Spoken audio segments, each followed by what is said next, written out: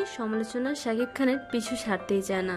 যখনই শাকিব খান কোনো বক্তব্য দেন তারপরই শুরু হয়ে যায় শাকিব খানকে নিয়ে তীব্র সমালোচনার। আর এবার শাকিব খানের সমালোচনা করলেন জনপ্রিয় অভিনেত্রী নিপুণ।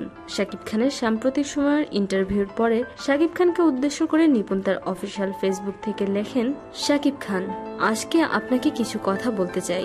আপনি কিভাবে বলেন বা বোঝাতে চান যে বাংলাদেশের নায়িকারা শিক্ষিত না, ব্যাকগ্রাউন্ড ভালো না, মিডিয়াতে শুধু বুবলি যোগ্য এবং শিক্ষিত? আপনি নিজের বউয়ের চেয়ে বেশি বারবার বুবলির গুণগান মিডিয়াতে বলছেন, তাই নয় কি?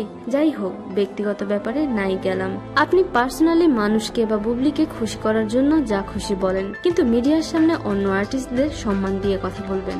আর আপনার শিক্ষাগত যোগ্যতা, আপনার ফ্যামিলি ব্যাকগ্রাউন্ড, আপনি মনে হয় আপনার 11 বছর আগের কথা ভুলে গেছেন। ইমিগ্রেশন অফিসার ইমিগ্রেশনে ইংরেজিতে যা কিছুই জিজ্ঞেস করতেন আপনি না বুঝিয়ে ইয়েস নো বলতেন, যেখানে অন্য আর্টিস্টরা ঠিকঠাক উত্তর দিত।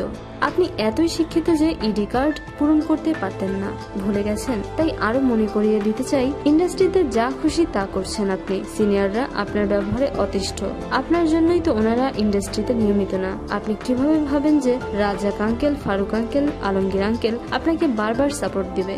বাংলা সিনেমা নিয়ে আপনি যে নোংরা রাজনীতি করছেন তা নিজের ও কিছু দেশি বিদেশি স্বার্থন্বেষী মহলের স্বার্থ রক্ষার জন্য করছেন, যা বাংলাদেশের চলচ্চিত্রের জন্য মারাত্মক ক্ষতিকর। বাংলা চলচ্চিত্র নিয়ে নোংরা রাজনীতি বাদ দেন। আর আমি যখন থেকে ইন্টারনেট ব্যবহার করি তখন আপনি ইন্টারনেটের জানতেন না। মুভি বানানোর জন্য ইনভেস্ট আমিও করতে পারি, কিন্তু আপনার মতো শয়তান যতদিন ইন্ডাস্ট্রিতে থাকবে ভালো মানুষরা ইনভেস্ট করতে চাইবে না। এদিকে নিপুণের এই লেখার কারণে শাকিব ভক্তরা বেশ ক্ষেপেছেন। তারা অনেকে বলছেন, শিক্ষাগত যোগ্যতা না থাকলে কি অভিনেতা হওয়া যায় না? আর বারবার শাকিব খানের বক্তব্যকে ইনিয়ে বিনিয়ে অন্যরকম ভাবে প্রকাশ করাকেও নোংরা রাজনীতি মনে করছেন অনেকেই। সেই সাথে শাকিব খান কোনো নায়িকাকে অশিক্ষিত বা কোনো আর্টিস্টকে নিয়ে খারাপ মন্তব্য না করেও নিপুণের এরকম রোশনালে পড়াটাকে চক্রান্ত মনে করছেন অনেকে।